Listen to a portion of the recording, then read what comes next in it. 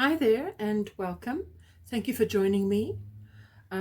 Today I'm sharing with you the start of our journey. I already mentioned last time that I have two children diagnosed on the autistic spectrum. So I'll be sharing our journey with you and I'll try and do it chronologically so that I don't jump around too much. Although my daughter is my firstborn, she was diagnosed 3 years after my son. So let's start with the one that was diagnosed first. Let me mention X amount of symptoms that I noticed in him that turned out to be symptoms of autism. He did not feel pain, was the first one. He had an incredibly high pain threshold. For example, at bath time, I would notice that he might have hurt his toes so much that the skin is off. I didn't hear him cry, and I would think, oh, what a brave little boy. But it's not that he's brave. That is unnaturally high pain threshold. That is not natural. It is natural that a child should cry. He was very sensory sensitive. He could not stand loud noises. I noticed that even as a baby at church, I went to the mother's room and he was fine until the music started and they started singing. So now today I know that hurt him like a physical pain would hurt me. And I mean, I didn't know that then. Other babies was fine, but mine would scream like I was pinching it. So that was the one thing, the very sensitive to loud noises. And I don't think that it's actually, I mean, they are sensitive to loud noise, but he can make a lot of loud noise, but then he's in control of the loud noise. So it seems like if he's in control of the loud noise, that's okay. But if someone else is in control of the loud noise, not okay. He did not want to touch sand or grass, didn't want to play on the lawn or walk at the beach on the sand. He started walking on his toes one day. I just noticed he was walking up to the TV on the carpet and he was walking on his toes, and I thought, it is strange. I've never seen a child walk on their toes like that before, and he just did it all the time.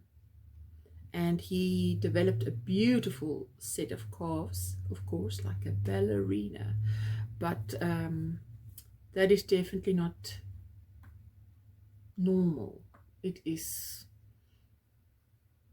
a sign of being sensitive, sensory sensitive. He craved sensation of sucking something in his mouth. So he would take, now this is actually funny, in hindsight this is funny, not at the time. He would take a sock, he would find a sock in the house, someone's sock, and he would roll it tight, and it had to be neat and tightly rolled, and he would put it in his mouth and suck on it like a zaw. It was so, well, it wasn't funny then. I couldn't understand it then, the craving to have something in his mouth all the time. But now I know, and when we went and he was diagnosed, we were given advice for that. But okay, children, there is a phase where that children get, that they go through, where they actually start stuffing things in their mouth, and you have to be careful. But his phase came and didn't leave.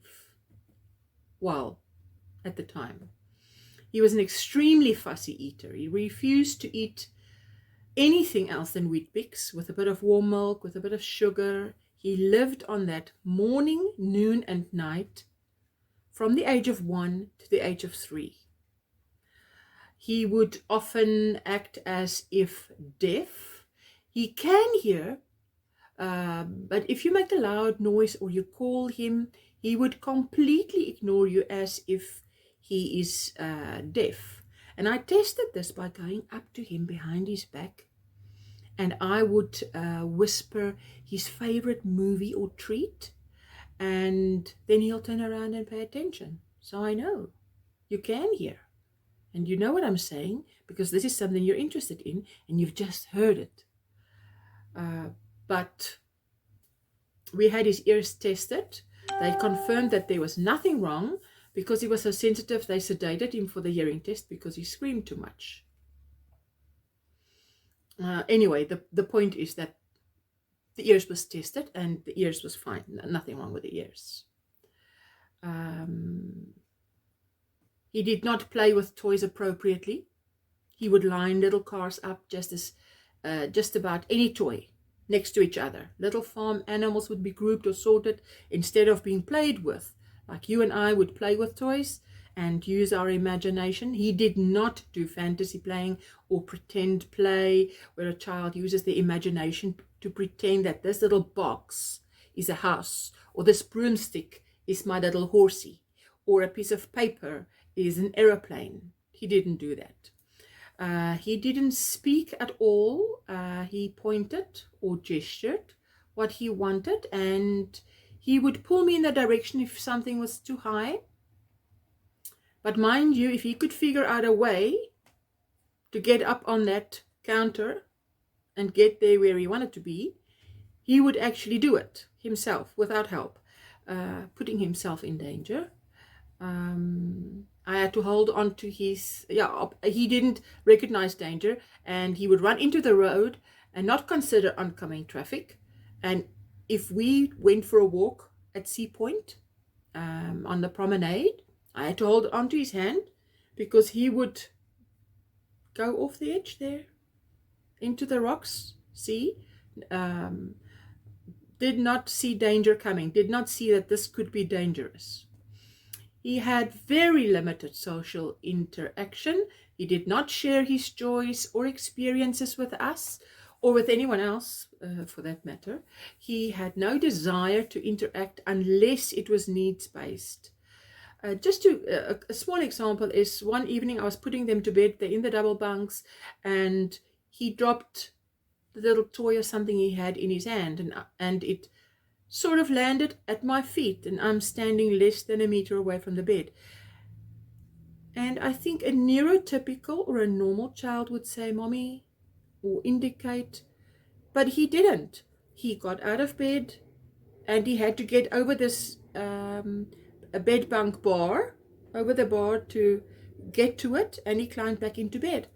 And I thought, now isn't that strange that this child would do this? Does this make him incredibly well-mannered, or what?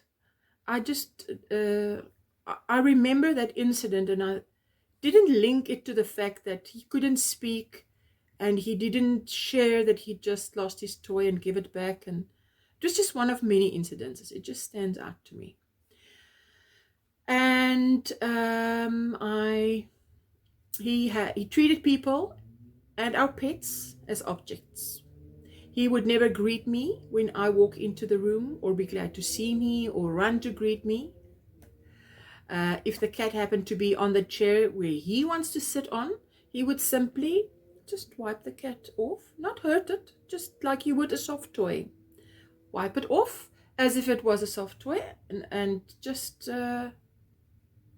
climb on the chair. It just didn't exist. And if I say he didn't greet me, it means, normal. I can say normal. I'm a mommy. I'm not in the profession, so I don't have to. I'm not going to say neurotypical all the time. I'll be alternating. A normal child would be happy to see mommy, greet mommy, and he just didn't have any reaction when mommy got home after work. Like, wow, mommy's home, glad to see mommy. Well, he'll be glad to see mommy if he needed something. So, resistance to learning new things. He only wanted to do what he knew and he was comfortable with. And he was freaked out when he was required to learn something new. Of course, by freaking out, I mean that it pushed his anxiety levels way over the edge.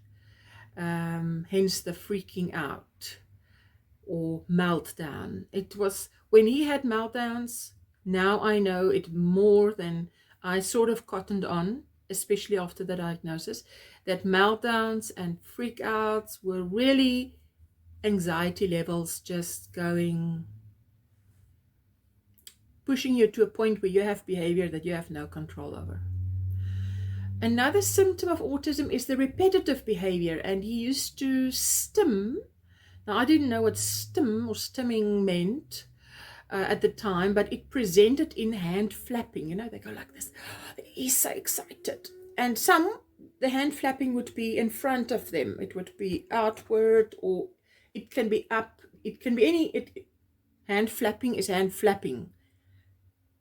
Now, normal children also flap their hands every so often when they're excited, when it's appropriate to do it. But his hand flapping was not appropriate. He got excited, he would flap his hands. Obviously it would increase more if he was excited, but he would be seriously hand flapping, and he would, with these little knuckles, he would go against the television screen. He had what is the word in English? Ilte is in Afrikaans. Ilte. What is that in English? Now the word is gone. But when just from stimming it on objects, you know, so incredible. And yes, hand gazing also. Hand gazing is what he did. That's when he would put his hands up like this, and it would look like he's looking through that little hole at something. And then he also did this. He would do this, you know, like this. And I would be tempted to ask, what was that? And I can imagine him saying, I don't know, but here it comes again.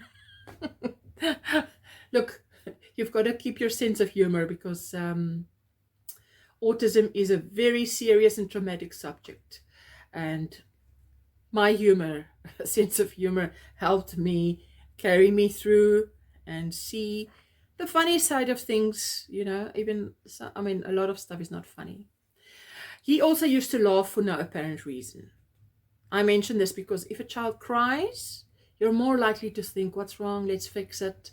But if a child laughs, you think everything's okay, because there's no speech and he cannot exactly tell you what's so funny, you think everything's fine. He's probably just finding something amusing. He could not go into a space or a shop with a ceiling. Now, this is not, I wouldn't call this typically autistic, an autistic feature, but he definitely had a fear of being enclosed, or the ceiling coming down on him, something like that. We could go to Canal Walk at Century City, because their ceilings are so high, it's like there is no ceiling. We could sit at Mug and Bean, and he would stand on he was small, he was smaller than 3 years and 3 months. He was standing behind me, and he would stand there, stay standing there, and not run around. And he could look up, and I think it just felt to him like it was open. That's the only place we could go. Otherwise, the Spur and those years, all the other places actually have ceilings. He was totally unaware of his outside body, so to make a wee or a poo was like it didn't register. And I'll tell you a little bit later on in the video what we did to address this.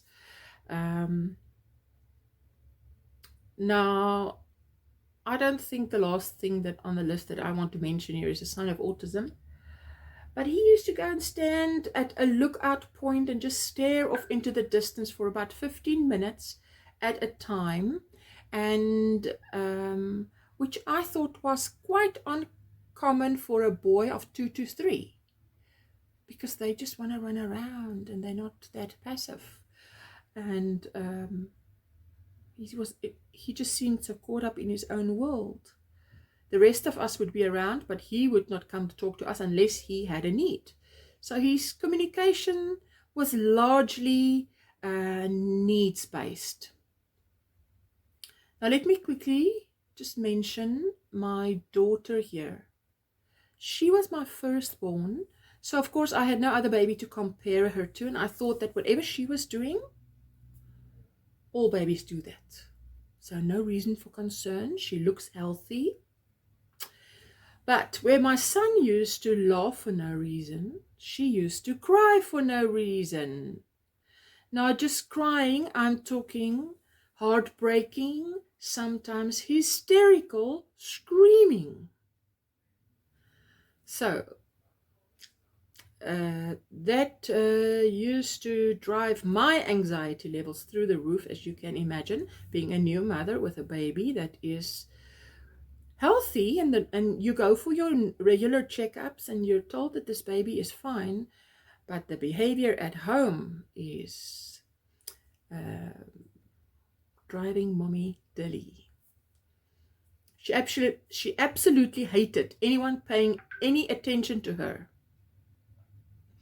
Anyone besides mommy, daddy, and Oma, grandma, Oma.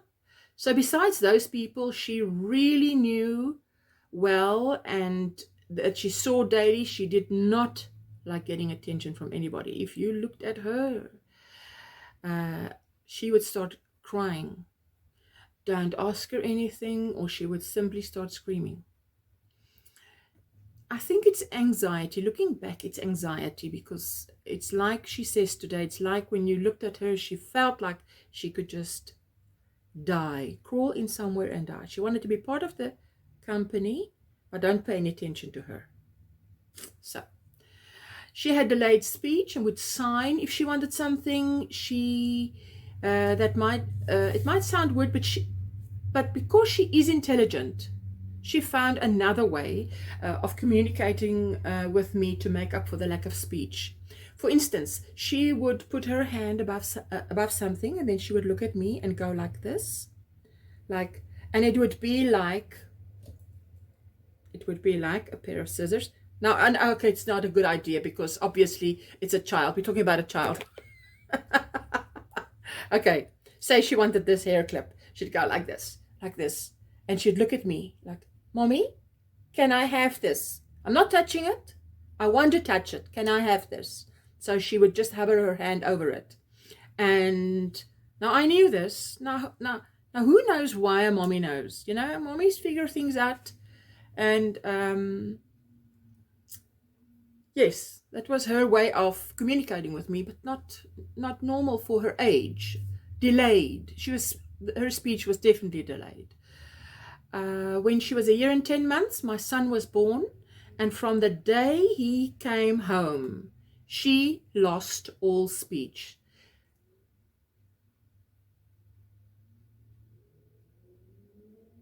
The few words she could speak, she lost for a whole year. She refused to come near me when I was breastfeeding or holding my baby boy.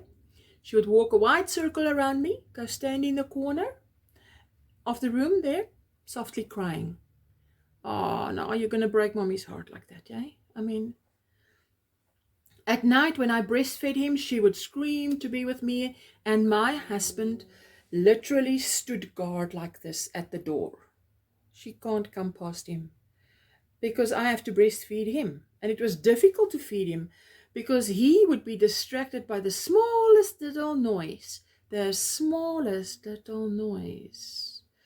So, I mean, we had on the outside a few doves. If that dove would make its first sound, he stops, turns his head away, and I'm like, for heaven's sake, child, drink. Anyway, I said for us to have another baby made as much sense to my daughter as it would make to me if my husband came to me and said to me, sweetie, I'm so happily married. I brought home another wife.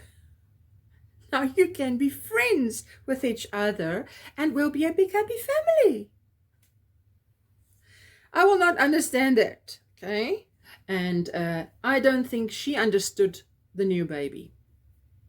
And here, let me just mention something for anybody who is in a situation where you have a new sibling and the firstborn who is small, my daughter was 1 year and 10 months, that firstborn doesn't understand this. Having a newborn, one day I went into this pharmacy. Now, obviously, short while after my son was born. I went to into the pharmacy. I had to collect meds, and a little old lady, my mom's age probably, told me what to do. She said, you must treat the second child exactly like the first child.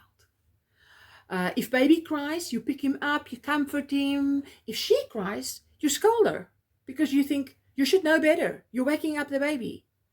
No, from now on, you treat them exactly the same. When she cries, you act as if she is also a baby. You simply pick her up, comfort her as well. If she misbehaves, just ignore it in this time, unless it's dangerous. And unbelievably, over the span of one weekend, life in our home improved by about 80%. No exaggeration, no lies. I am telling you, if that lady, if I could meet her again, I would kiss her. Well, no, in this new normal that we're living in, I would give her a voucher, something that she can have. I can't hug her, but I can't remember who that lady was, but it was just fantastic that this worked. This advice worked. But now thinking about it, my daughter didn't know why. First of all, I've got this another baby that is now competition, and this baby gets better treatment than she gets. The baby is favored. She would see it as favoritism. Why? If the baby cries, do you comfort it? But when I cry, you scold me. And this old lady knew this, and she gave me this advice, and I did it, and it helped. So, it was like magic. Back to the symptoms of autism in my daughter. She was also a fussy eater and also only ate Weet-Bix from the age of 1 to 3. She did not join in socially with the other kiddies, but played on her own, sort of in her own little world. Very happy to be left alone. Here, all the kiddies are there. Yes, we don't always want to be alone. We want to be with the other kiddies, but we are within sight of them, but in our own world. Don't want to join in. And as a baby, she wasn't cuddly or liked to be held. I noticed this, but as she was my first baby, I didn't know what to make of it. She would, for instance, be on my arm. She would be on my arm, but not cuddle up to me, because I was part of a moms and tots group, and I would see their babies. You know how the baby would put its head here in your neck and sort of snuggle? No, not my baby girl. She would be upright, and if she can lean a little bit back, she would. So I always had to hold her in a different way, put my hand behind her back or carry her differently so that she wouldn't just topple over to the floor, so you had to be careful. So now I've mentioned all the symptoms and behavior that were odd to me. So now getting to a diagnosis. I suspected that something was off with my son, although I had no idea what was wrong. Up to this point, I've had no contact with anyone diagnosed with autism. I've also never heard of autism. And I must just interrupt myself here to say that I don't know who of you remember, but there was a program on television called 911. And I remember as a young girl watching that program, and they had a thing on there about two boys, and the one they said was autistic. Now, I've never heard of autistic, and I think those days it was even more scarce. Today there's quite a bit of awareness. And they said that this autistic boy went up this, electrical poles that are in your backyard, electrical lines. And his non-autistic sibling went up with him after having called 911 and sat there because he knew this child didn't know any danger and he might just let go and fall to his death. And I remember that, and I thought, they said autistic. Maybe they meant artistic, because what is autistic, you know? I didn't know autistic, didn't even know how to spell it. Anyway, so I wanted to sort this out, of course. First we went off to the pediatrician. Actually we went regularly because both my children were quite sick. They both had asthma, and between the ages of 2 and 4, they were in hospital 3 times a year with pneumonia. They don't just get a cold, they just get pneumonia. Now, let me just tell you, when my friends and I, or some of them moms, and Tracy, you would know, I would just say your first name. You would take your kids and I would take my kids, and we would go to the beach. My kids would look like deep sea fishermen. And her children looked fine. They just had a t-shirt on and a little cardigan, if necessary, and shorts.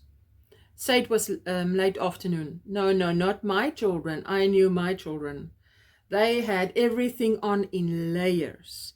And it was even a cap for the sun and a hoodie for the ears, because they just got sick. And yes, and it wasn't just sick. It wasn't just a cold. If they got sick, it was pneumonia. It meant go to the hospital. They would end up at N1 City, which is closest to our home.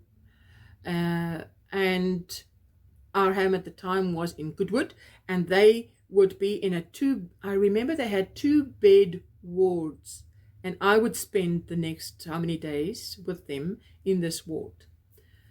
So every year, our medical aid would be exhausted earlier and earlier. 1 year, our medical aid was exhausted in October. Next year in July. The next year in May. And yes, other than asthma, I was told, no, mommy, nothing is wrong. There is absolutely nothing wrong. Some children are slower than others. Don't worry, mommy, wait a little while longer.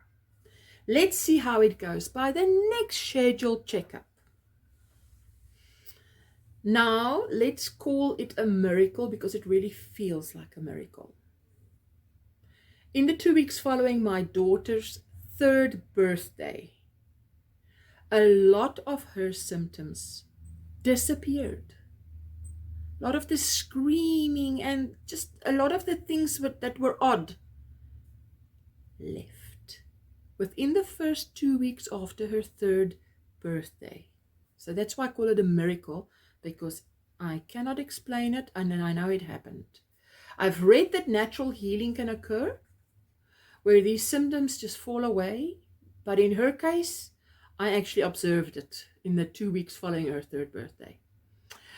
Which is why I thought that whatever unexplained behavior my son is exhibiting will just go away once he turns 3. It will just go away. Because I've had this experience with my daughter. And then to add to that, my friends and professionals were telling me to wait because it's just fine. It's just a phase. And I can understand that. All these people meant well. Who wants to tell you there's something severely wrong with your child? Who wants to tell you that? And I think maybe even if they suspected something, I'm not sure if they would have told me. I think they genuinely meant that they've only known of children that are a bit delayed and that just somehow came right, like what happened to my daughter. I'm sure that's what they were trying to tell me. But when my son turned 3 years and 3 months, I decided I am not waiting another day. I'm having this child tested, because my gut feeling was something's wrong. So now there I want to say, Mommy, trust your instincts. That's just my advice. The advice I would give my daughter, anybody coming and asking me for advice, You're the mommy of that child for a reason. My husband and I decided that I would be a stay-at-home mom while the kids were small. We wanted to give them this gift of having a mommy stay at home. So I started working from home right after we made this decision, which is before I had my daughter. I worked from home for 3 years, and by that time we had 2 babies, and I realized I'm not a superhuman being who can raise 2 kids on my own while working and cleaning and cooking and just doing it all. So I stopped working altogether. So now we were living off my husband's salary. We literally only bought what we could not live without. So that was our motto. 24 months after quitting my work, my mom was retrenched at her work, and I said, come home, look after the kids, I'll go and get a job and I'll pay you. So I started temping just to get back into the marketplace. I would not have gone back to work if it wasn't that my own mother could look after my children, because they were difficult to look after. So I had to leave them with someone that I fully trusted. Mommies, you know what I mean. You don't want to go to work and worry about your children.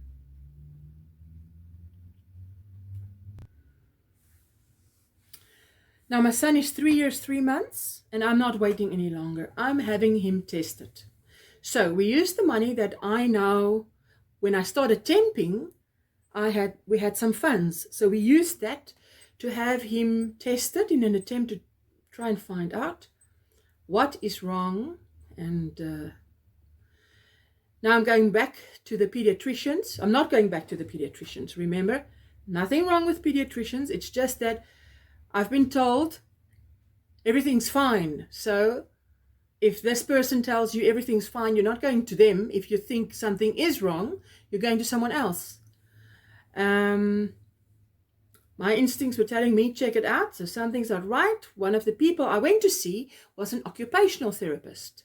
She did all kinds of, I'm saying kinds of testing, but I mean, I'm trying to remember now, 16 years ago, what she did. I remember we went to see her about twice, and she was going to compile a report, and she was going to phone me back, and I had to come back in 2 weeks. So just before the 2 weeks was up, my daughter had a nosebleed the Sunday morning, and I think we had to go see her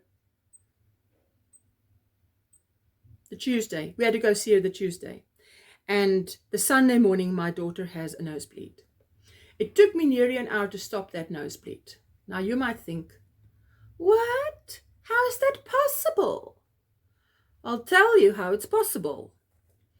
It was about 6 a.m. when she came to our bedroom. You know, Mommy, my nose is bleeding. I took her to the bathroom, sorted her out.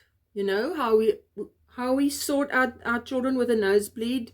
I don't know how you were raised, but I was told you put a little wet cloth on, you put some wet cloth behind the back, and that's what you do. Lie back and whatever.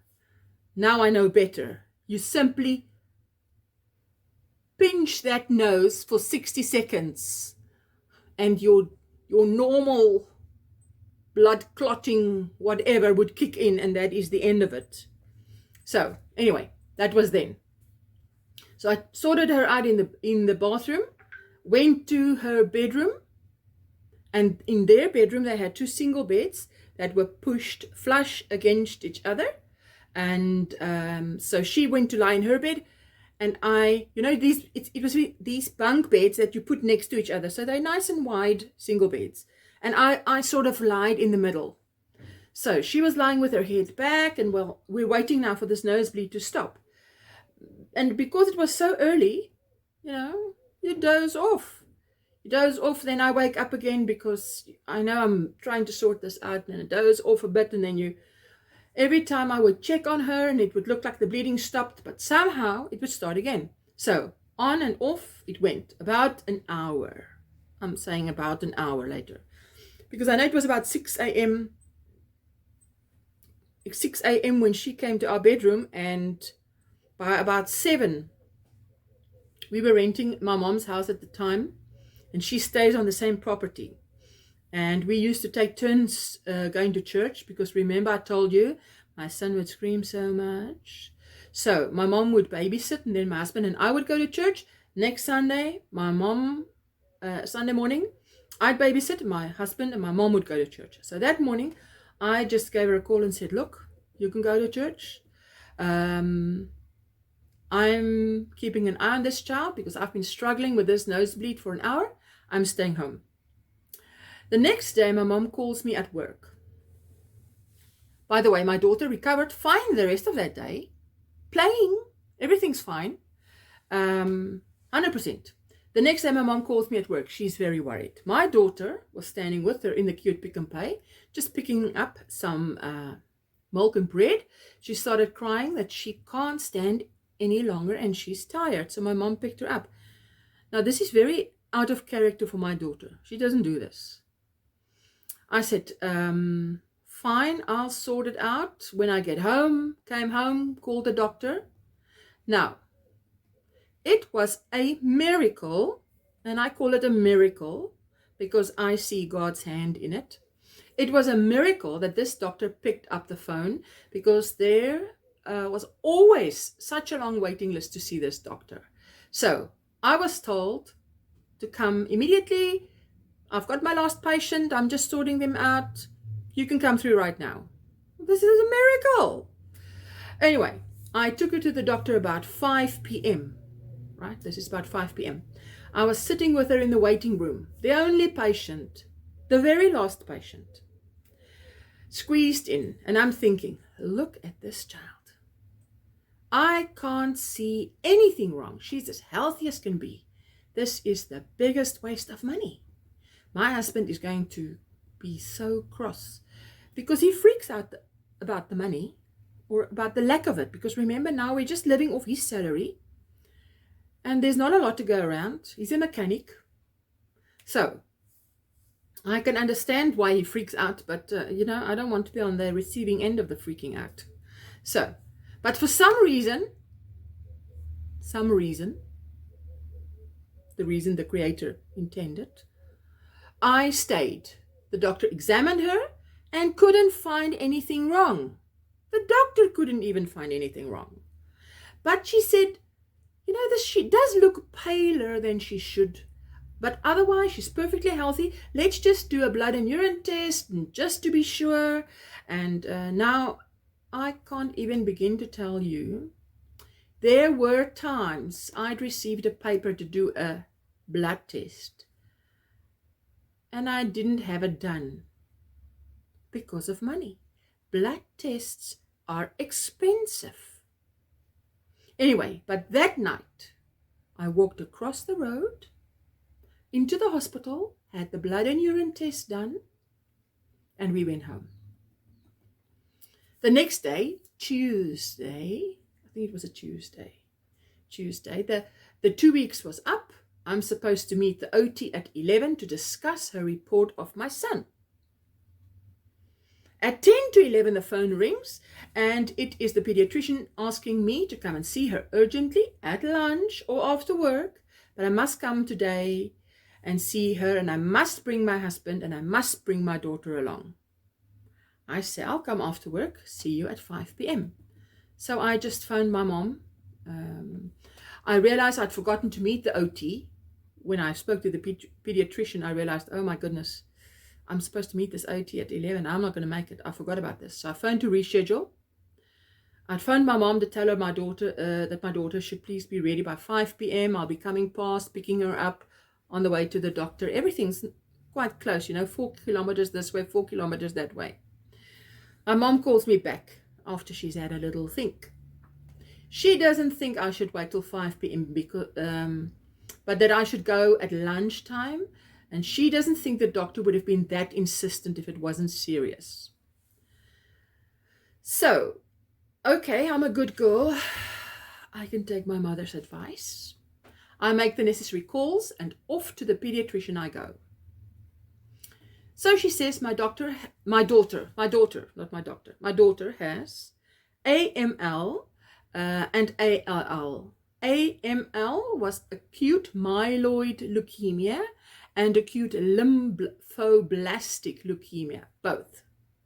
We had to go to Tygerberg Hospital immediately because their pediatric oncology unit is the best option. Of course, at first hearing this, I think this is a death sentence, that my child is dying. So I burst out into tears. But I quickly recover because there's work to be done. I can cry later. I need to act now. Let's find out what's step 1, step 2, step 3. Oh, it's just the way I am, eh?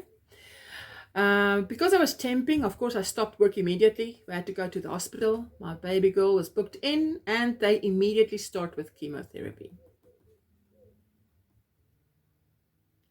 And just by the way, the reason I say it's a miracle that the doctor picked up the phone and I could take her that same Monday night to be examined was because I found out 3 weeks later that had everything not worked out the way it did, she would have had another nosebleed by about the Saturday. We would have gone to the hospital because we couldn't get it stopped, only to be told, sorry, it's too late. That's how aggressive that cancer is. I'm sure there is more hope today, but back in, I'm talking 2004, that's what happened. And let me just tell you this, 10 years before 2004, the professor told me that then even the technology was not that advanced that they would have picked up both AML and ALL. So she would have died anyway, had this happened 10 years earlier. Anyway, the next week I make some time to go see the OT, only to find out that my son has classic autism at the age of 3 years and 3 months. Now imagine I'd not missed the appointment and I'd seen her at 11 a.m. on that 14th of September, only to hear by 1 p.m. on the same day that my daughter has a very aggressive and life-threatening leukemia. Just as well there was a pause in between, eh? So again, I go into coping mode and prioritize. Let's take life and death and then therapy. Life and death first, and then therapy. Okay, who's dying? Sister is dying. So brother can hang in there for a while we attend to sister. For the next 3 months, from the date of her diagnosis in September 2004 to December, my daughter was in and out of hospital, as you can imagine, undergoing chemotherapy. She was enrolled to start school in grade R in January of 2005 and was able to attend class by then, although with no hair, etc., very skinny, very underweight. She attended class when possible, and it was around this time when her sickness was more manageable, if I can call it like that, that I started thinking about seeking help for my son. Because now we know he has autism. What are we going to do about this? Of course, living on the same property as my mom helped a lot logistically. Because my mom and I took shifts in taking care of the kids. If she was at hospital, I was at home. If I was at home, she was at the hospital 24/7.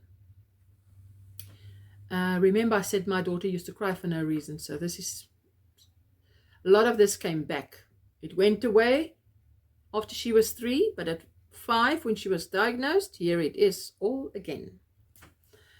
The chemotherapy treatment ran for 18 months, if I remember correctly.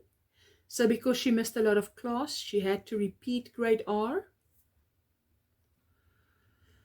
Now for the moment, let's talk about my son, because while my daughter's chemotherapy is ongoing for the next 18 months, I need to attend to his diagnosis and find out how I can help him. What is the next step for someone diagnosed with autism? Through the Moms and Tots group I was attending, I'd met a mother with a child that was diagnosed with autism. She introduced me to the director of an early intervention therapy center. I made an appointment for a parent consultation, and that would take place in the January of 2005.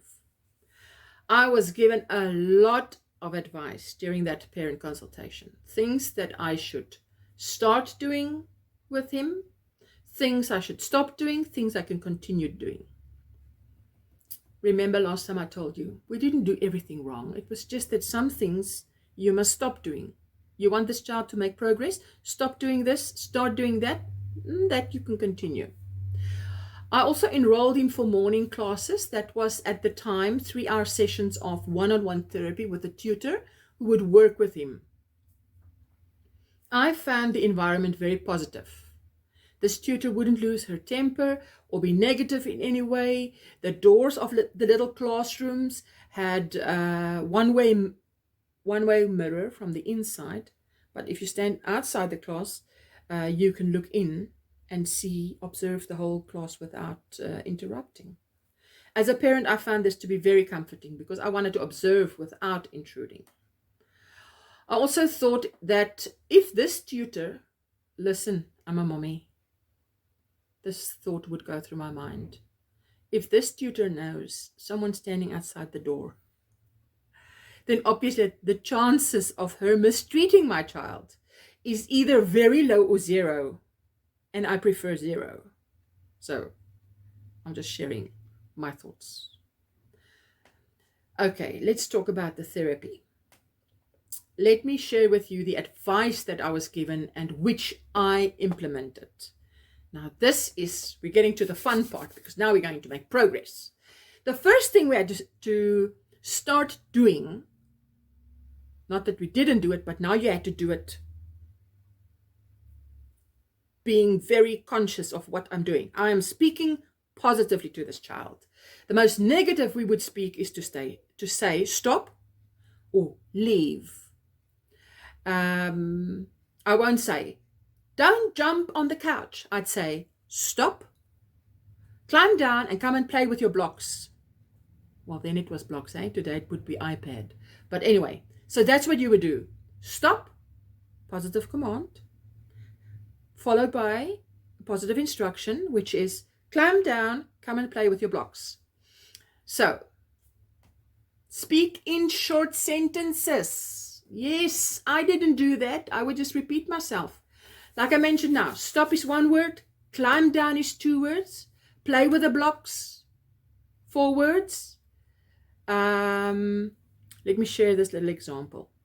My brother-in-law was asking my son to come and sit by him, and he was ignored flat. Like I told you, my son did. He acted as if deaf. So, then my brother-in-law and his wife visiting us. So I tell him, no. We were now taught this. You must do this. This is how you're supposed to speak to him. And I told him, next time this boy walks past you, say his name. And then say, come sit here. So say, Jono, come sit here. And to his surprise, my child immediately paid attention and obeyed. He came and sat next to him. It's such a small thing that made such a big difference in our lives. So you speak in short sentences. So it's like a short little command. And the child can deal with it. Much better than these long sentences and explanations about you must do this and suggestions. Just say what you want in a short sentence and we got results. Model normal language. So, yes, speak in short sentences when giving a command, when I wanted my child to do something, but for the rest of the time, speak normally because he needs to hear what the correct way of speaking is. He is taking it in even if it doesn't look like it. So I must also presume competence. The next thing I did was Makaton sign language. Now my son didn't have speech at the time. So this shortly after diagnosis, now we're starting with the thing. This is something that we did to encourage speech, to use sign language together with the spoken words. So you would say, now I haven't used it for such a long time, but I know the one is the long one, and then there's a short one. The one means please and the other one means thank you. I can't even remember which one of the two now. But for instance, every time I would say to my child, he must say to me, thank you. Then I would sign, thank you. So the next time, if he doesn't thank me, I sign and he would say, thank you. So it's like a prompt, but the goal is to get him to speak.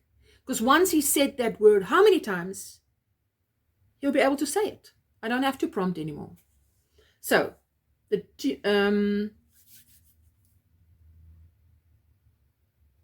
we use the sign language with the spoken word. The tutor would use it, and I would also, attended a course. I think I went on 2 different occasions to Vera School. Vera School is a school for children with autism situated in the southern suburbs. And I think it was Margaret somebody. I can't remember the name. It was a long time ago.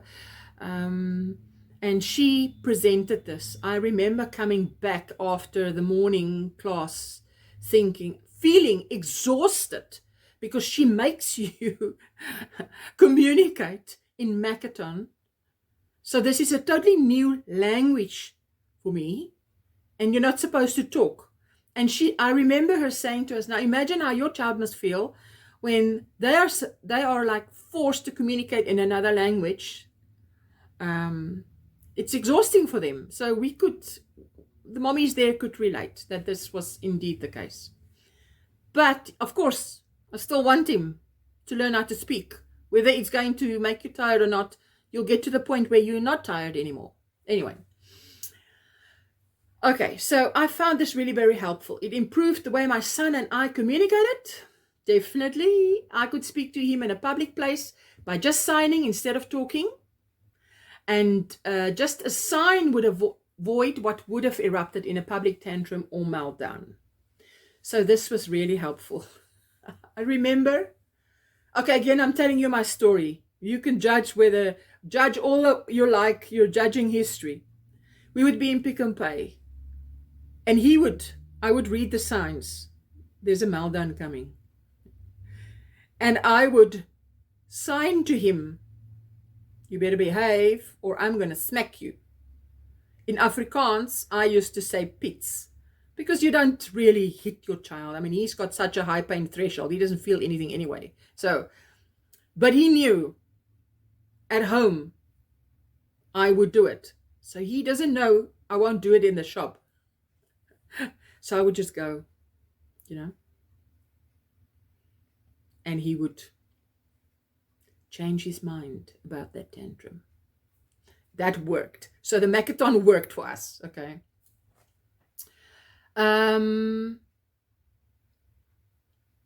Another example was my son would come to me screaming. I mean, he walks in, mouth this wide, screaming, something's wrong. At the top of his lungs, he's screaming, and he can't talk. While he's screaming like that, I can't think, because that's loud. So step 1, stop the noise. I would sign to him, shh, close your mouth. I remember this was a sign for close your mouth. The hand closes like this, not into a fist. The fist shows, he sees this side of the, shh, close your mouth. So he could cry, but not with an open mouth. So then he'll be crying, But that's already better, because now I can think, because he's shouting, I can't think. So, and then I'd say, Mama, help. Shh, Mama, help. So he would close his mouth, and now he knows if anybody's going to help him, it's Mama. He's at the right place. Now just communicate what the problem is. So I would go down, eye level, hunch down, eye level to him, and say one word. Give me one word. What's wrong? One word. Now I wait. Because now the gears are going in his brain. Click, click, click, click, click, click, click. He's trying to find the right word. Because mommy needs one word. But he's still going. Now he's thinking. I can see he's thinking. Now I wait. While I'm waiting, I'm assessing at the speed of light. Where has he been? What's he been doing? What time of day? What might he be needing? Normally at this time, what?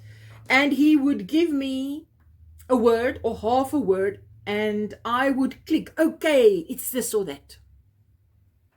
So now, let me just carry on with the example and say, I'm also now just using an example. I would then verbalize, put into words what I think he's trying to tell me. So, for instance, in a short sentence, so I would speak as if I am him, because he can't speak, really.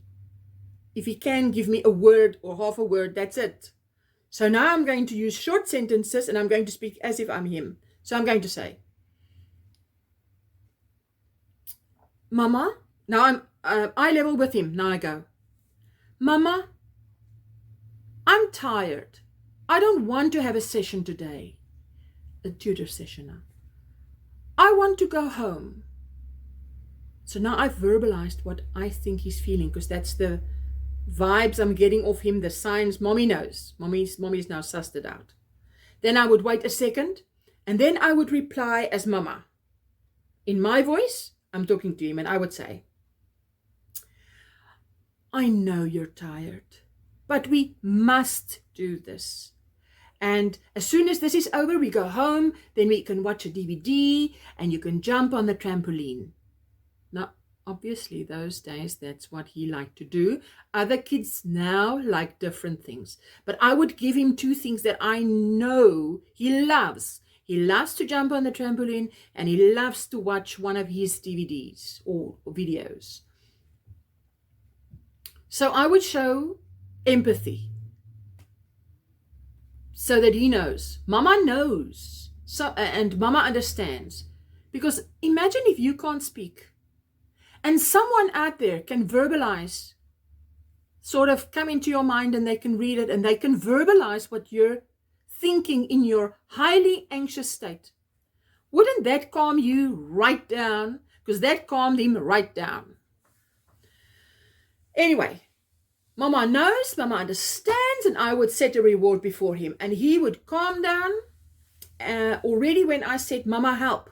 Mama, help. He knows I'm in business. Mama's going to help. He would calm down about 50% then already. Then after this conversation, he would be calm as can be, as he can manage. I say calm. Note, not happy, but calm. He's not happy because I've just told him it's a must. Now let me say this, because I'm Afrikaans. I taught him in Afrikaans there is a must, a moet, and a don't have to, a hoef nie. A moet and a hoef nie. So it was always either one of these two. So if I said it's a must, he knew there was no negotiation. He had to go through it, but I would set a reward before him. But if it was a don't have to, it's negotiable. Okay. Then, so this was a very big help. What was another big help? Oh, this is going to be a big one. Social stories. This was a super big help. Now we've already started training a bit, right? Because you don't start off with a social story. You in the beginning of tutoring, they do all these things that I've mentioned now and more, but I'm just mentioning what I can remember I had to do as a parent. Because obviously they have the child in the morning, someone has to do something in the afternoon, evenings, weekends. So I see this, if there's time, whenever there's time, I implement it, because I'm still a housewife. You must do all these things, mommies must do a lot. But if there's time, then at least I know when I communicate with him how to do it. So that everybody's doing the same thing. The therapist, the tutor, the program manager, mommy and daddy, we're all doing the same thing. One person's not talking negative while the other one's trying to be positive. Everybody's on the same page. Social stories was a big help. One example would be he was potty trained at the age of 5. Okay, now.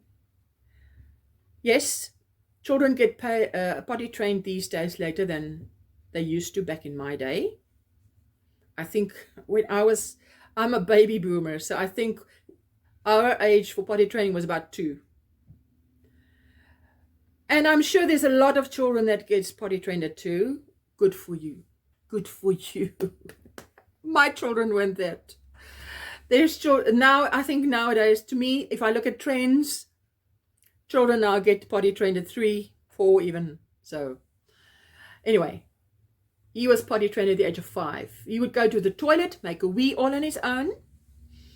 Of course, this was also taught with the help of 2-word stories by motoring him through the process. Now I can tell you, he did not like touching himself. So he would just do the grab my shirt, lean forward, and gravity will do the rest. Shake the hip, pull up the pants, life is good. Anyway, only thing he didn't do successfully yet at that age was to wipe his own butt. Oh no, we are not going to do that. It's a bigger mess. He did not attempt to. He did not want to. He would just call. Wipe my bum. I'm not translating. Wipe my bum. You know, so. Now let's move a little bit further. He was already potty trained, but by the age of 6 or 7, he would suddenly, there was a regression taking place. Whenever I'm not in the same room, he would poo in his pants. This was incredibly frustrating because now you know how long it takes to achieve something. Now suddenly it's gone. And this is so important because this is potty training. I couldn't figure out why he would suddenly start doing this if he knew better. Because he's not a kind of child that is spiteful or does these kind of things. He's not naughty. He's, you know. So what did not work for my son in fixing this was to, you know, sometimes it does work for other children, okay? He would, you know, a child that's potty trained and he poos in his pants, you help him hand over hand and, you know, you clean it out and then you take him to the bathroom, to the basin and we're washing it and you talk him through it and we both hand over hand, we're cleaning this. So some of the children, it grosses them out and they don't do it again. It did not work for my son. That did not faze him in the least. It didn't faze him. Having to wash his underpants. Scolding had no effect on him, obviously. And I mean, I'm not going to scold day in, day out, day in, day out. I do it once or twice. It doesn't work. I can see scolding is not going to work for him. I mean, he doesn't like to make mommy unhappy anyway. It was like water off a duck's back. Scolding combined with a smack on the butt didn't work because of his high pain threshold. He doesn't feel pain, so it doesn't deter him from doing it again. What did help was the social story.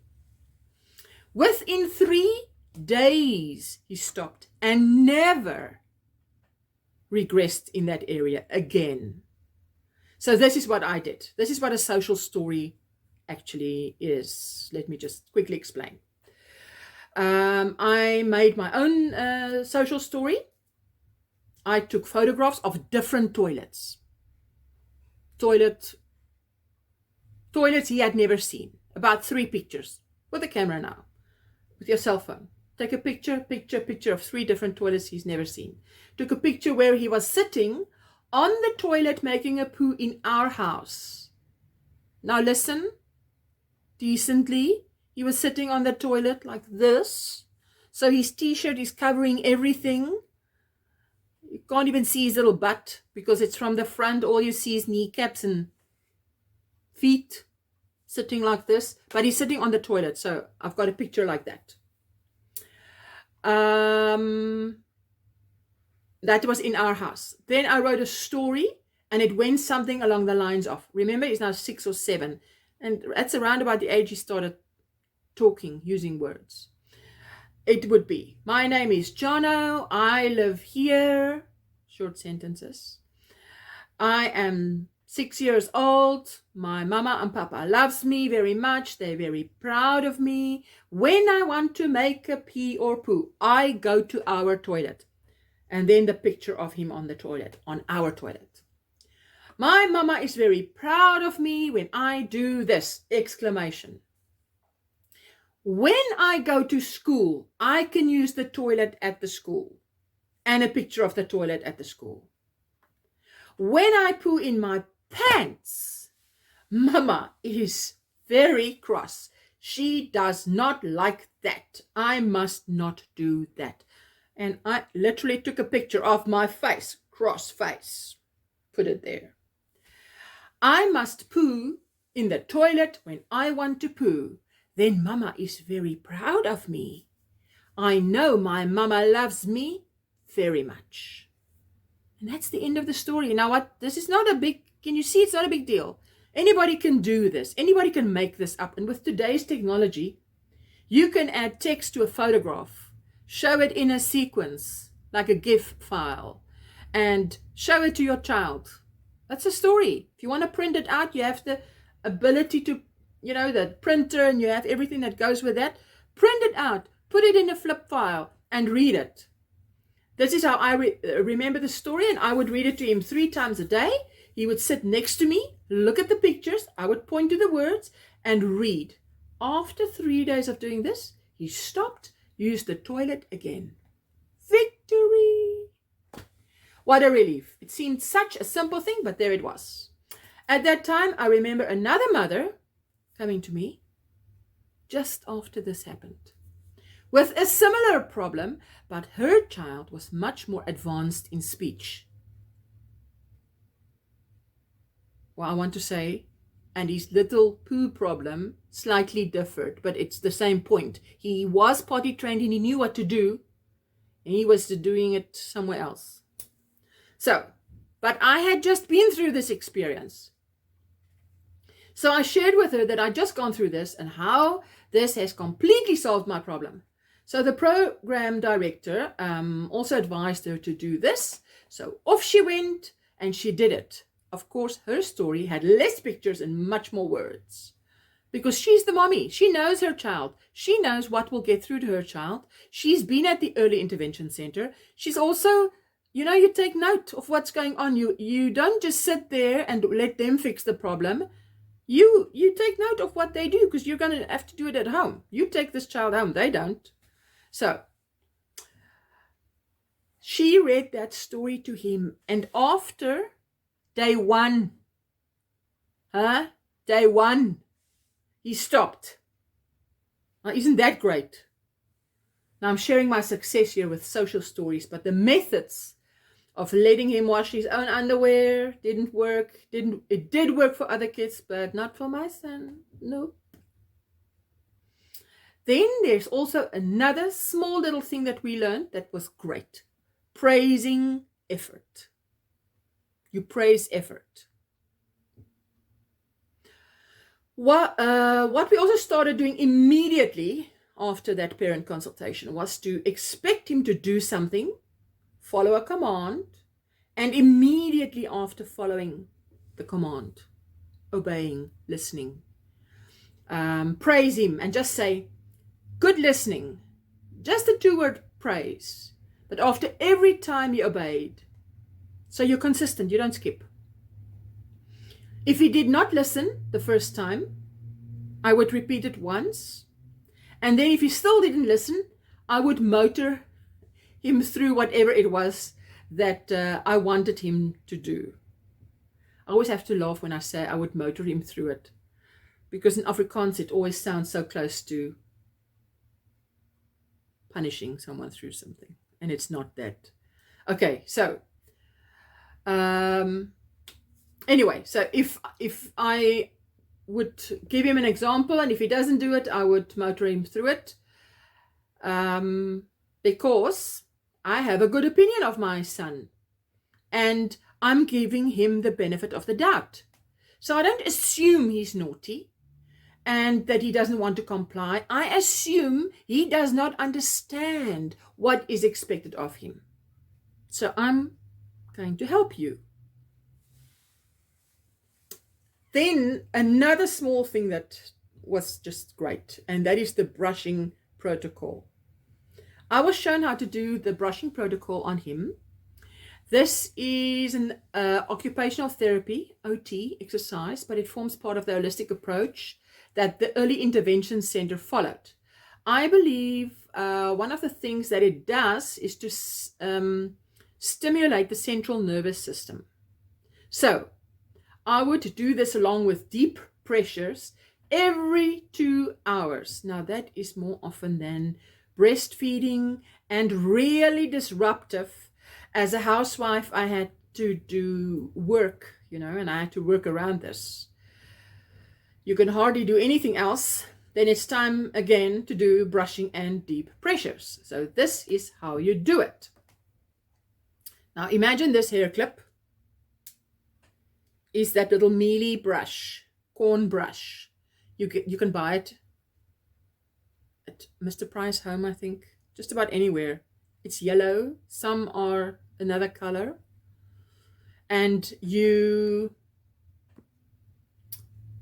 I was shown this way to do it. You press it down as hard as you can. So if this is the child's arm, now obviously, the sooner you start with this, the better, because the smaller the body that has to be brushed. Common sense, né? Okay, you press as hard as you can because it's very soft. As hard as you can. Up, well, like this. Up and down. Hey, don't snag. And down.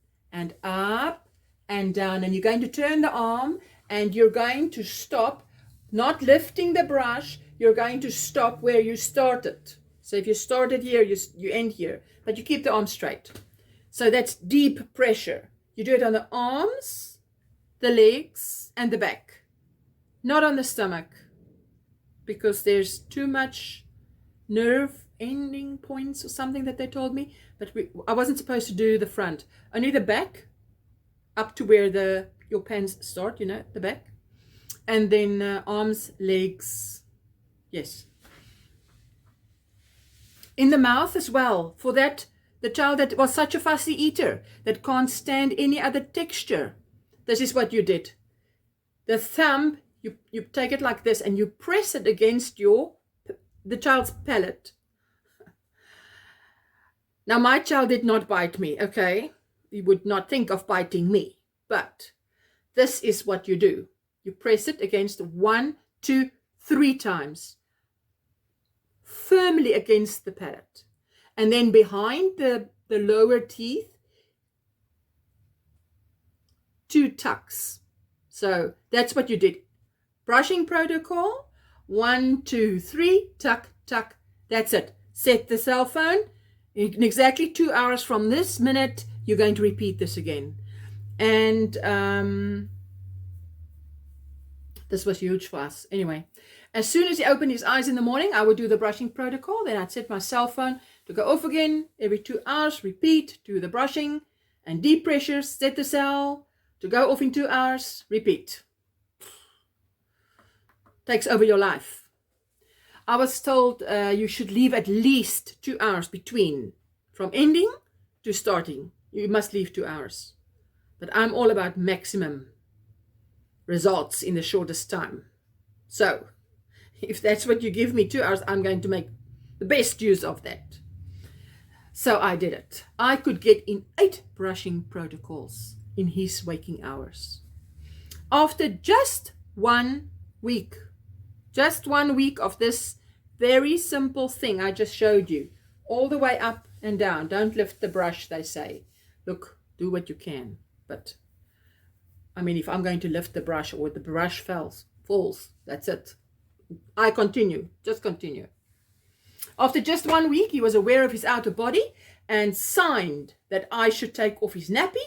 And he ran around the house naked. Just that once. Okay, not all the time. Then I put the nappy back on, of course, but this was a sign that he was much more aware of his outer body and that we could start potty training. So now, obviously, I've just said that he was potty trained. This was one of the things we did to get him aware of the outer body, aware that you can, and then we could. It's one of the things that we did. Now, let me just explain. Deep pressures is like this. If this pen is this arm, you used to hold him by the elbow. I hold his elbow and I hold his wrist, and you compress 10 times. 1, 2, 3, 4, 5, 6, 7, 8, 9, 10. Then you hold here and you hold the shoulder. So I would hold him by the shoulder and the elbow and compress it together 10 times. 1, 2, 3, 4, 5, 6, 7, 8, 9, 10. So from shoulder to elbow, elbow to wrist,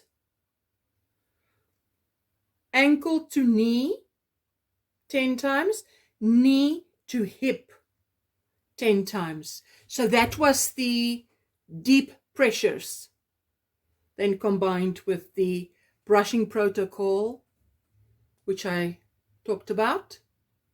And in the mouth, that was also deep pressure because you're doing the deep pressures. Weighted blanket and vest to help my child not to stim that much in front of the TV. Callus, that's the way. Eelt is a callus. He had calluses on his knuckles. He went like this. In the corners. If this was the TV screen, he would just, man, it was like a drummer, but with knuckles. To me, it looks like it hurts, but it doesn't hurt, but yo. And he would go like that. So now, to help him not to stim, I put a 4-kilo weighted blanket on his lap while he was watching TV. So now it's just a rectangle, and you stitch it, and it has little blocks with, now what? Sand? You can Google weighted vest or weighted blanket, and they'll tell you what to put in it. It's really something you can make yourself. A lot of the moms made it.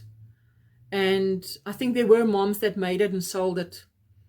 But the program director or the program manager, depending who, would tell me what we needed for him, and that for his, it needed to be 4 kilos. I mean, this is a little child. You're not going to put 20 kilos something on him. See? So it was a 4-kilo weighted blanket on his lap, and it just fitted nicely over his lap. And he had to have that on his, he had to sit on the couch, have this on his lap, and then I would put the TV on. No negotiation. Okay. So I would sit with him. If there was a song, he could jump and dance along on the floor, not on the furniture. But if the song was done, he must sit down on the couch with me with a weighted blanket on his lap. So this is where I would sit and watch things with him whenever he had TV time. So I really felt the sacrifice it took to do things with him to achieve new behavior. It is a sacrifice. You do that, it is a sacrifice.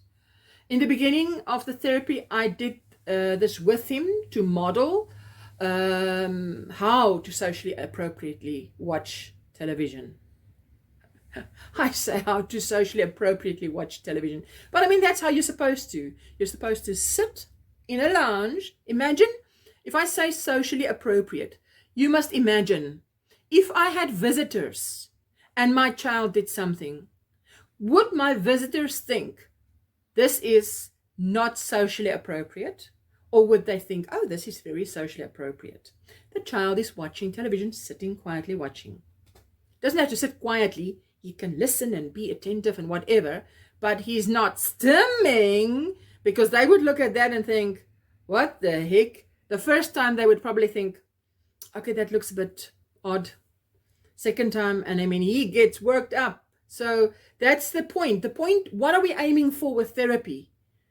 Why do we want the autism to be gone and things to be normal? Because I want my child to act socially appropriate. So that's the reason for that. The towel trick. Now I'll call it the towel trick.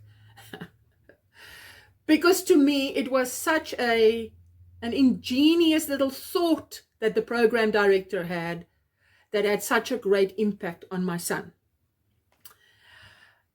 Early on in one-on-one therapy, my child used to cry a lot because the therapist was in his personal zone. She was just on the other side of a little table, and here is the stranger in his zone. So, and he was resisting learning new things. One thing that brought his anxiety down by at least 50% was this towel trick. That's the name I gave it. But what the program director did was she took a towel, and it was just a plain old towel that we got somewhere there. She twisted it. Okay, now you twist the towel. You twisted it, placed it around his neck, and by doing so, she instantly shrunk his world down to where it seemed more manageable to him. It was smaller and more manageable. And he felt safer. That was something so simple, but so effective. I watched him. In front of my eyes, this happened. He just calmed down. I was thinking, this is unbelievable. Well, not unbelievable. I had to believe it because I was seeing it. But it was amazing. Amazing, né? In South Africa. So don't be afraid that if you try something today, that your child will be hooked on it. And how will I get him unhooked again? No. And I'm referring to this towel now. I found that once my child sees that he can manage this small bit in front of him, the bit that he can see, then his confidence grows. And as the confidence grows, the anxiety levels drop. So sometimes the success rate is the slow, bit by bit, and for some kids it will be leaps and bounds. So for my child, it was a coping mechanism when he felt overwhelmed.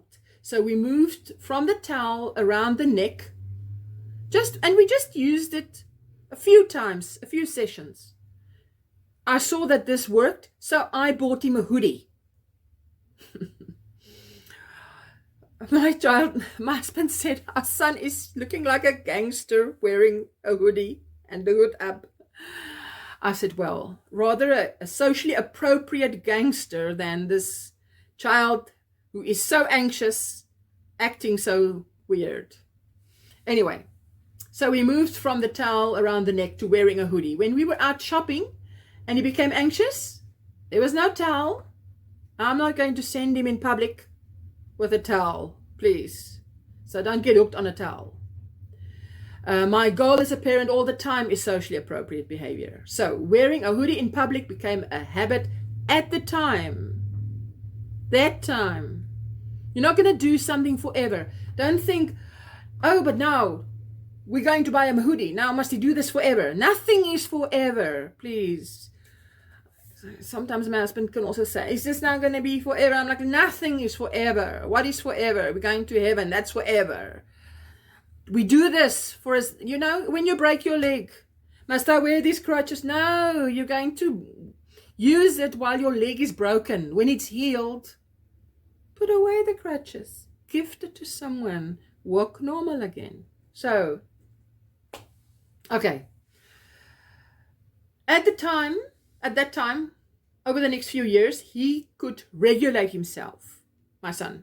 If he feels anxious, I would see the hoodie going up in public now.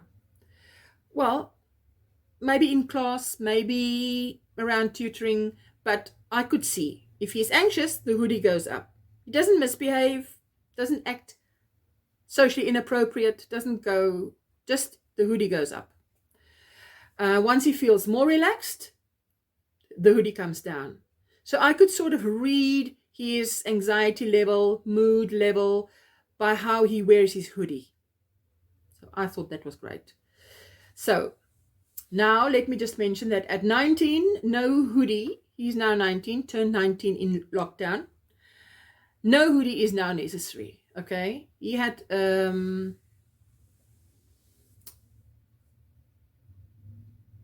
hope that encourages you, the fact that no hoodie is now necessary.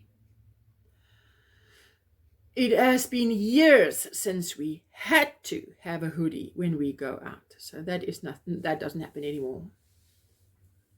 So because my son was resistant to learning new things, he had to be taught, because he does not learn spontaneously.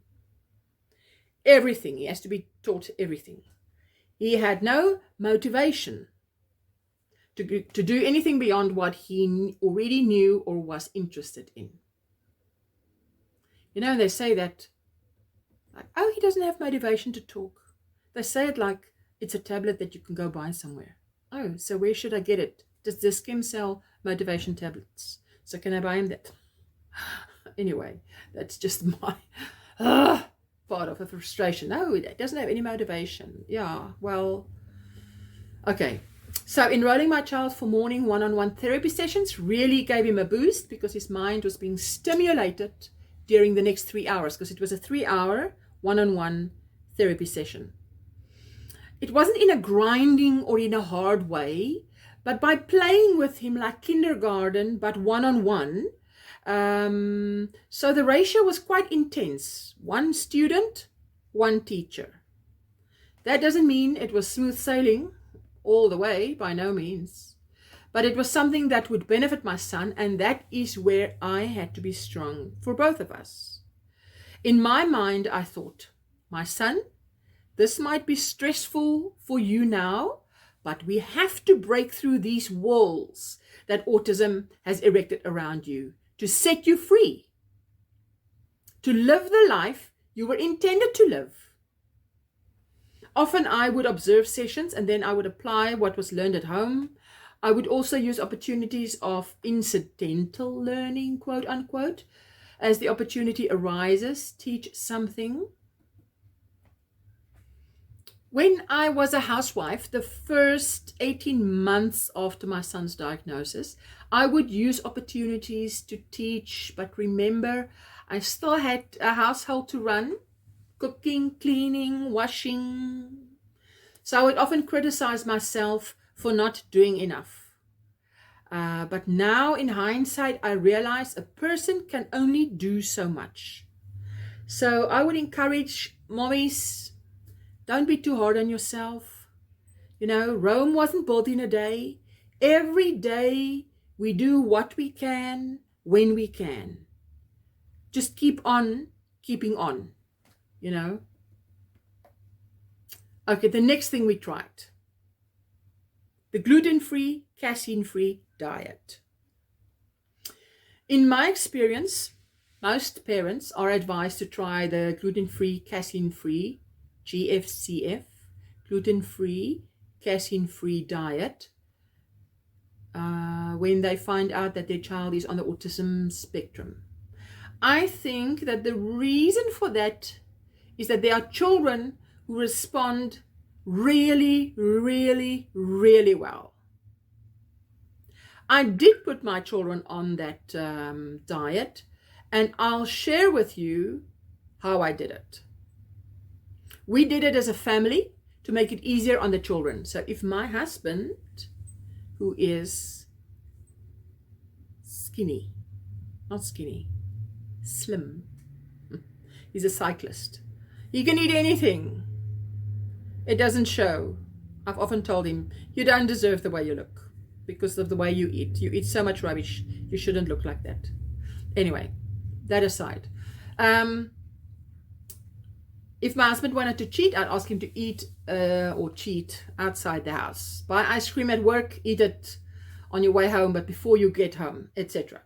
Anyway, so as you can see from the name, the diet should be gluten-free and it should be casein-free.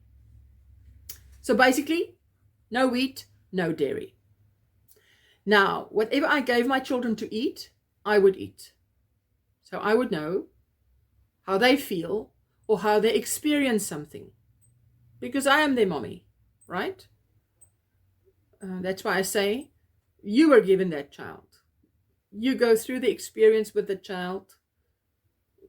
I don't know, genes might play a role. If you don't like something, the child might not like it. Or to me, it felt like I want to share their experience so I can sort of gauge what's happening.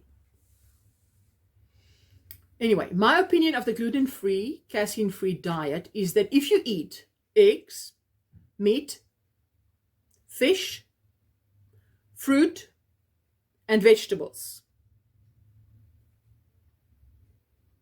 eggs, meat, fish, fruit, and vegetables, you are already following a gluten-free, casein-free diet. So just give enough food at each meal and there should be no problem.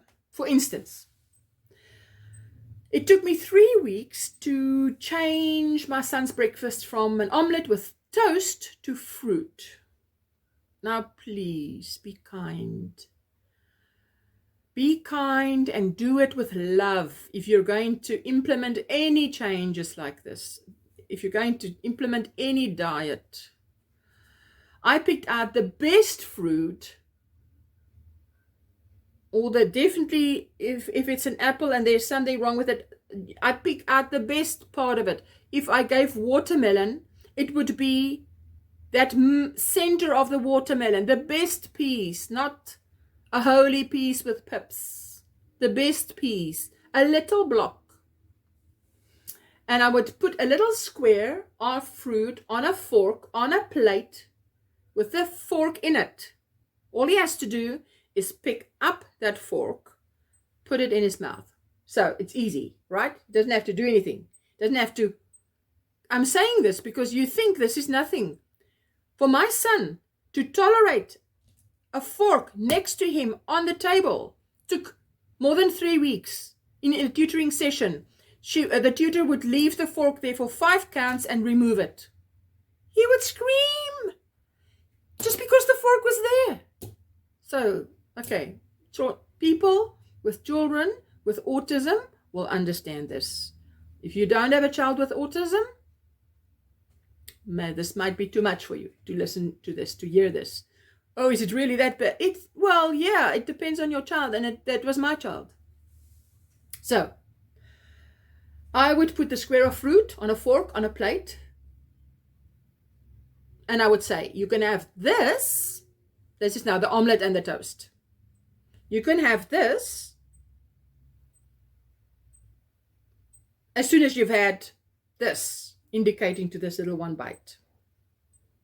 And of course, he would just, maybe he'd wait 30 seconds, 60 seconds, and he'd come. I will wait there. I say, you can have this. You can have this toast and omelette. You just need this one bite. And he would take the one bite. Okay? Yay! Praised and praised. And I couldn't go loud because, he's sensory sensitive. He would fall to the ground and do the leopard crawl. No, it's like, yay! Silent applause. And so it went. For a few days, it stayed at one bite. Then that one bite morphed into 2 bites, 3 bites. As the fruit portions grew, so the omelette and toast portion would shrink. Until on the last morning, it was a 1/4 slice of toast. I said it took 3 weeks. And at the end of the 3 weeks, he wasn't even bothered with that 1/4 piece of toast because his tummy was filled with delicious fruit and he'd had enough to eat. So, yes, I had to implement the GFC, gluten-free, casein-free diet, but do it with love. The only substitute I did use was rice cakes and popcorn as a snack at 10:30 and 2:30. At lunch, I would pack in leftovers and from the leftovers from the previous night's meal. For supper, we would make, for example, roast chicken because he loved roast chicken and roast potato. with butternut and beetroot and carrots. So he ate enough of what he liked, which is why I experienced that he didn't really miss anything or was craving anything, because he ate the things that he really liked, like a roast potato, the drumstick. Oh, he loved the drumsticks. Okay, because breakfast was a fruit meal, he didn't really miss any sweets or crave sugar, although my kids didn't really eat a lot of sweets to start off with.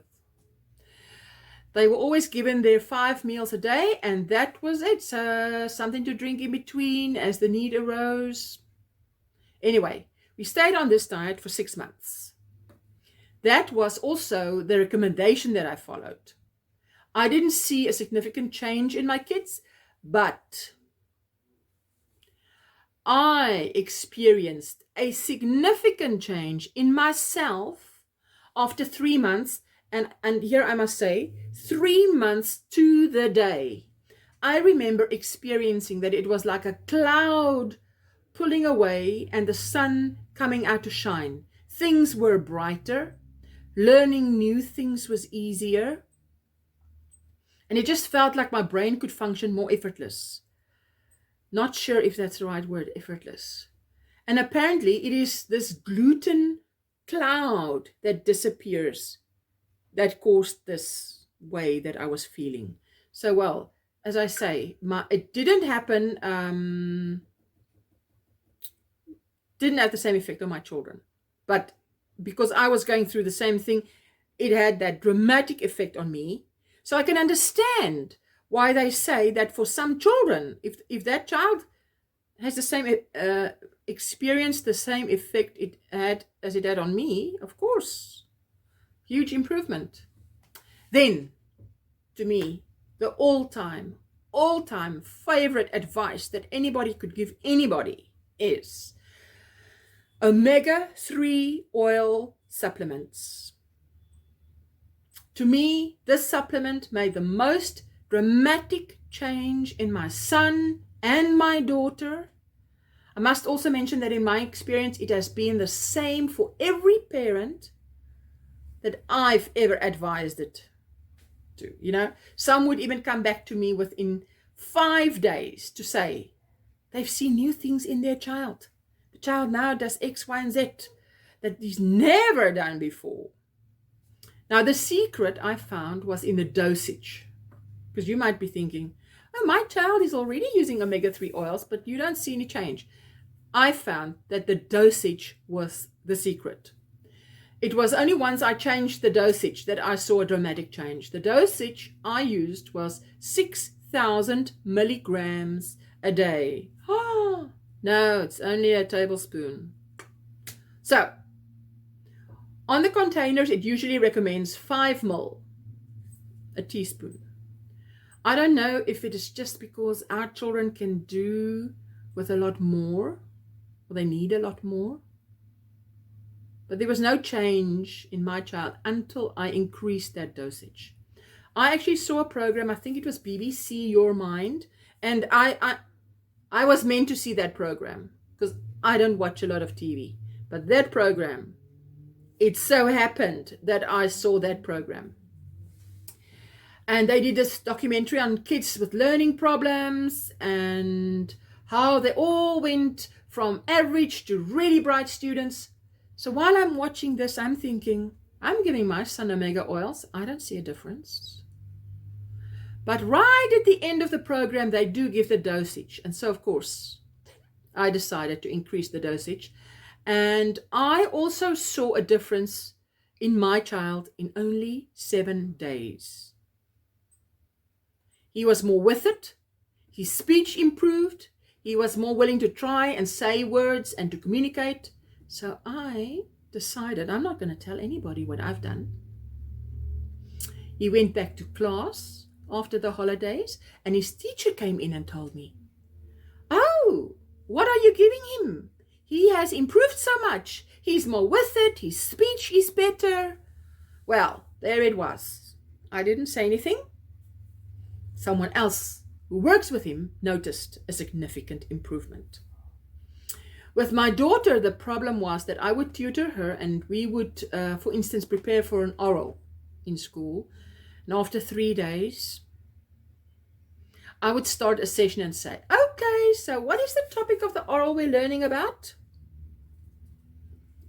Meaning she's just going to give it. We've been one-on-one tutoring three days, about this topic, this oral that we're going to give. So just give me the heading. And she would give me a totally different name. Now, this is where it feels like all my teeth are starting to come loose and fall out, What the heck? Have we just lost 3 days of work? What happened? And this would happen often. Now, when someone else is tutoring your child, it's not only discouraging for me, I can see the money going down the drain because it's money that has just been wasted. So for my daughter being on 6,000 milligrams of omega-3 oils daily, a tablespoon of omega-3 oils, it meant a significant improvement in recall, significant in how easy it was to study something new, and it also made her anxiety levels drop significantly. And remember, I said I also tried it. Well, I found that my recall was amazing. I could write down a telephone number today, and 2 weeks later, I could recall that number without memorizing it. Now, I felt that was very close to supernatural. I've never had recall like that. I also found that I was a lot calmer on that. Remember, both kids were diagnosed with 2 weeks apart, one with leukemia and one with autism. So I was on a calming tablet in the morning and a sleeping tablet at night because this was major trauma to cope with. I could halve that calming tablet while I was using the omega-3 oils. And the oils was totally natural. So, omega-3 oils at 6,000 milligrams per day, I would highly recommend it. In fact, when I mentioned to the homeopath that I saw at the time that I was giving my son this, I thought he was going to be shocked. He, in fact, suggested that I up that to 10,000 milligrams a day. My son was 6 at the time, so I would not recommend such a high dosage for a small 3-year-old. Not that my homeopath suggested that. I think my son was 10 by the time I mentioned this to the homeopath. And now I don't know if the fact that he's 10 has something to do with the 10,000 milligrams. And the fact that when he was 6, I gave him 6,000 milligrams. No, I don't think there's a link. But I wouldn't give 10,000 milligrams to a 3-year-old. I would try 6,000 milligrams to a 3-year-old. And yeah, I'm not aware of any side effects other than slightly loose stool. When that happened, I would reduce the dosage slightly for a week before increasing it again. But I think ask your homeopath. Obviously, everything that you do, you ask your homeopath. Because everything that I did, I had a homeopath or a pediatrician or a program manager or a program director, someone that I asked, someone knowledgeable. So I wasn't making decisions on my own. I'm just sharing with you my experience. So, lastly about the oils. You don't have to stay on such a high dosage for a prolonged time period. For my daughter, for instance, after 3 months on the 6,000 milligrams per day, we used it only on Sunday night to Thursday night, gave it a skip on Friday and Saturday nights. So you stretch it a little. Look, money, you want to stretch the money too, but you want the results. So where you can save, you do save. The next year, we only started using it 10 days before exams started and then ended until exams, So when exam ended, we didn't use it. You don't need it in the holidays. And after that, only when we saw that she was forgetting again, then we would start and keep it up. But once you've got used to the higher dosage for a time, you can go to a lower dosage or stop for a while. It was something that we used when we needed it, and when we didn't, we stopped. Remember, any money we had went into one-on-one tutoring. So if I could save money wherever, and if it wasn't really, really necessary for the oils, then I tried saving where I could. Of course, if you have the funds, go for it. Obviously, we didn't. So we used it where we needed it. Now, there's another diet that we tried, right back to back with the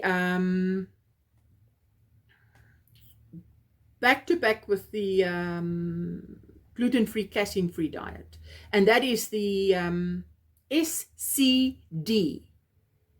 I can't remember really exactly what it stands for. I think it's strictly carbohydrate diet.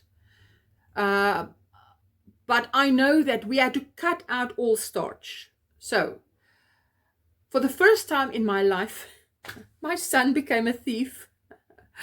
I was told that he started taking other kids' lunches to get to the bread, their sandwiches. So they immediately told me about this. And this is now 10 days into the diet. 6 months of gluten-free, casein-free. Now we're 10 days into the SCD diet, and this is happening. So I asked, look, we're supposed to strictly cut out all carbohydrates. So he was absolutely having cravings. So I asked, what are the safest, I'm not even sure if that's the right word, but that's the word I used. What are the safest carbohydrates I can add back into the diet? And that, I remember the director told me, sweet potato, brown rice, and mealies. So the cravings went away. We stayed on this diet for 6 months. And then after now a total year, we slowly, now this is what they say one should do. So I'm not telling you to do it. I'm telling you what we were told to do. When you've been on the gluten-free, casein-free diet, and then we did the SCD diet as well, what you do is on the gluten-free, casein-free diet, after say 6 months you were on this now and your child has improved marvelously and whatever happened, then you're not going to stay on this forever. But you want to not ruin everything you've worked for now, you've achieved. So you do, you slowly introduce the casein first. I think it was the casein. Yes, you start with say you give a little bit of, I think many mommies tried a bit of yogurt first. My children don't eat yogurt. So I introduced a bit of milk and a bit of cheese. Make something with a bit of cheese. And then do this on the weekend.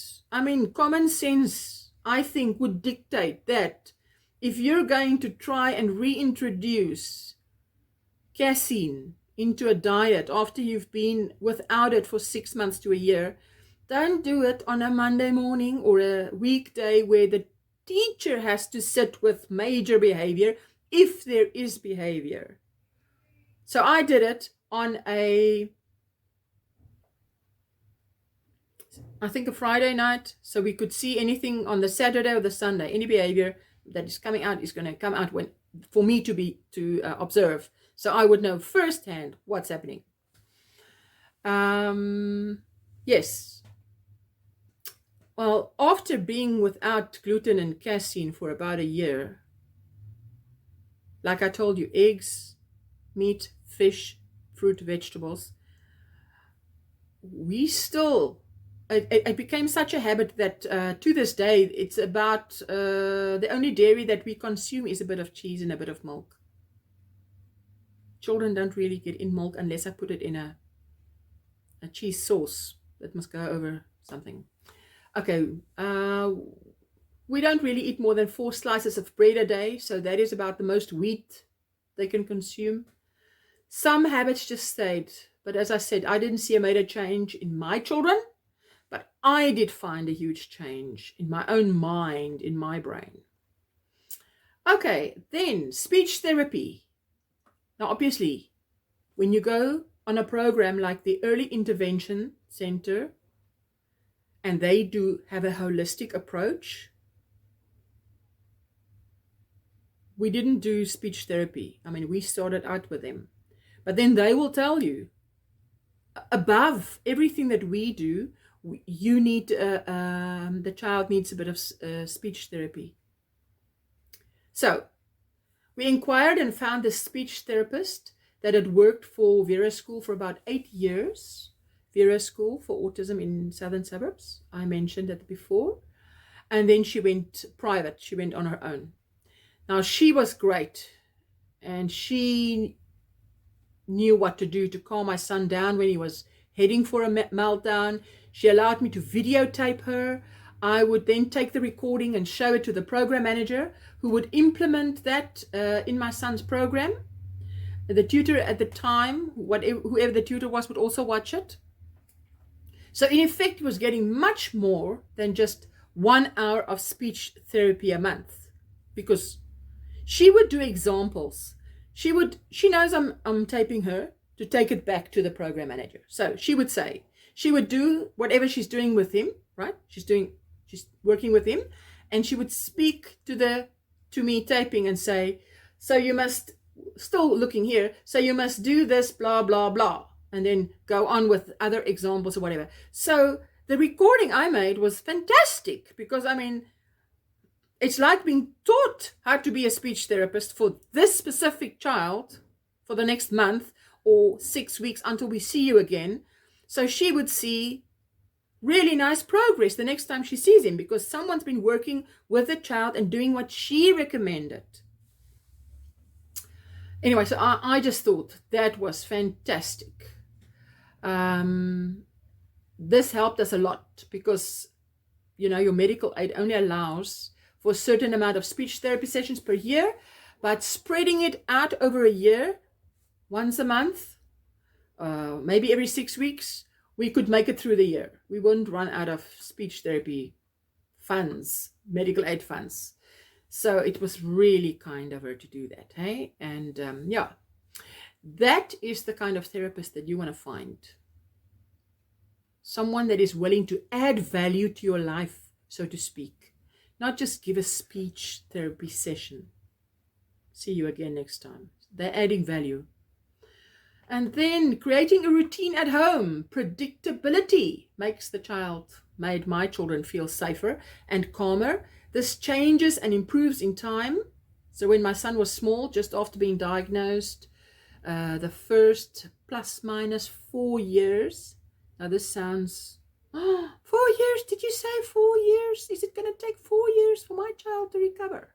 Well, at that early intervention center, depending on how much therapy you got, if you got daily therapy, 3 hours in the morning and 3 hours in the afternoon, it often took children 24 to 36 months to make significant progress to the point where they can be integrated. But not for everybody.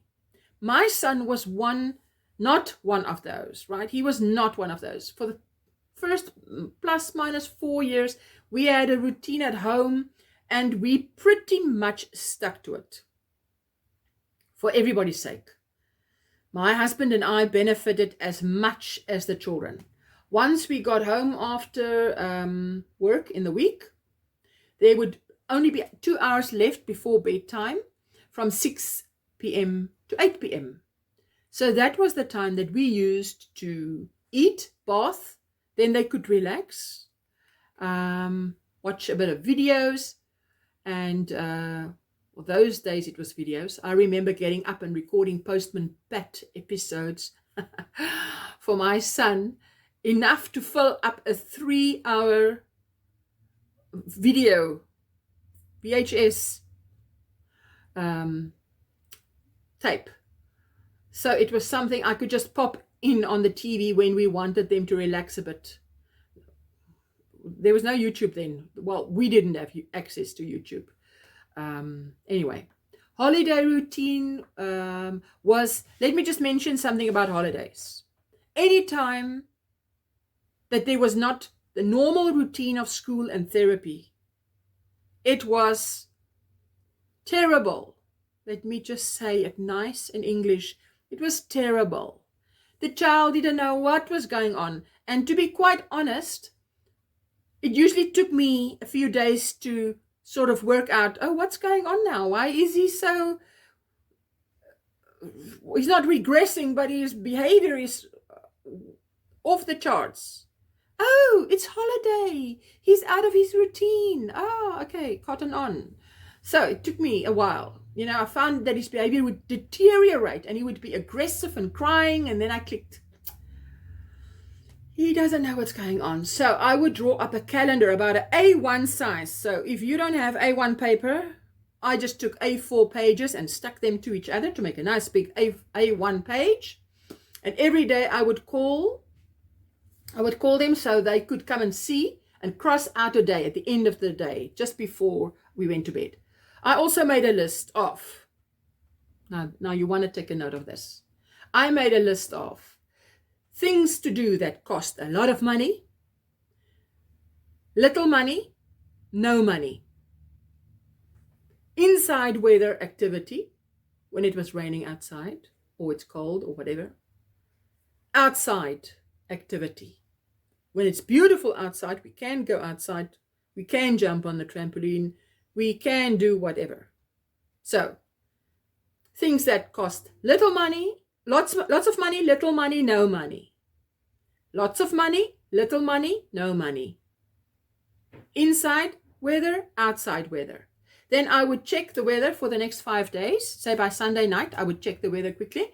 I would pick activities depending on how much money we had available, what the weather was like. And for instance, no money. We're talking things that kids like to do, like swinging, jumping on the trampoline, playing catch with them, watching a video or a DVD with them, because they like mama to do things with them. So as a parent, sit, get creative. When you make a list, I had to get creative. Try and come up with at least 10 things, on every list. Ask a friend to help you. I asked my husband to help me, and I would ask other mothers to help me. Just, what do you do? And I make a list. Little money, lots of money, little money, no money. Inside and outside activities. So planning for the holidays, I only did for about 3 years. And remember, something that I thought was very important, and that must go on that calendar, I would mark 1 or 2 days out of 7 days that was nothing days. Those days, I did not take you out. Doesn't matter what the weather's like. Those would be days where I would be doing something I want to do. Doesn't mean I stop being a mom. I might be clever, and the previous day I would cook for 2 days. So that my nothing day falls on a day that I don't have to cook, because yesterday I cooked for 2 days. So that so just be clever about it. I would make time to sit and read a book on my nothing day, the blue day, because I colored it in blue. The blue day. You try and leave mommy alone. Try not to need mommy on the blue day. Once or twice out of, what did I say, how many days? 7 or 10 days. I would put in 1 or 2 blue days. I just colored it blue. Blue is a lovely color, isn't it? It's a lovely color. It wasn't a red color day. Okay, so I would make the most of my time and sit and read a book in the lounge, and our lounge had a small trampoline at the time. It had a small trampoline to the side so they could get rid of their energy inside the house without jumping on the furniture. It has a small 3-step red and yellow slide. I had a small table there that we bought at Macro with 3 small chairs so they could sit at the table and eat in front of the television if they wanted to. They could draw, they could do a puzzle, they could do something there. So our lounge looked like a playroom because we were staying in a small 2-bedroom house at the time, and there was no place to play, especially if the weather was bad. Eventually, we bought a big trampoline for outside. So it's very important to create a framework of how holidays would be spent, especially when you're staying at home.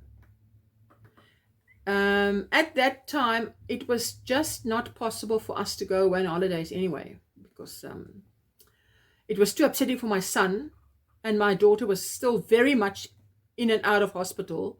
So holidays was spent at home, but very structured, with the blue days in there, so mommy could recharge. So this brings me to the end of this episode about diagnosis, early intervention, what we learned and did in the early days of our journey. And in the next episode, I'll be sharing more, of course, further on in the journey. So, if you like this video, give it a thumbs up. If you didn't like it, give it a thumbs up. If you have any questions about what I shared, post it in the comments below. And obviously, if I can answer, I will. Otherwise, I might refer you to someone who can answer your question better. And yes, if you want to subscribe and be notified if you subscribe, you will be notified when I post my next video. So thank you very much for watching, and I look forward to our next conversation. So goodbye, God bless.